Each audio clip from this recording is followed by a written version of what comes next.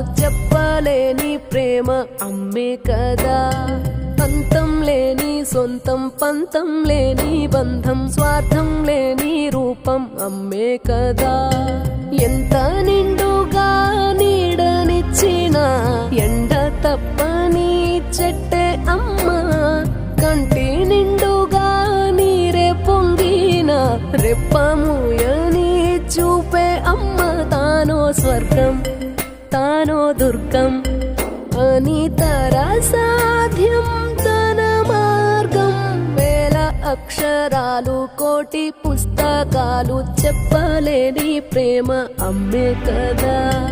అంతం లేని సొంతం, పంతం లేని బంధం, స్వార్థం లేని రూపం అమ్మే కదా.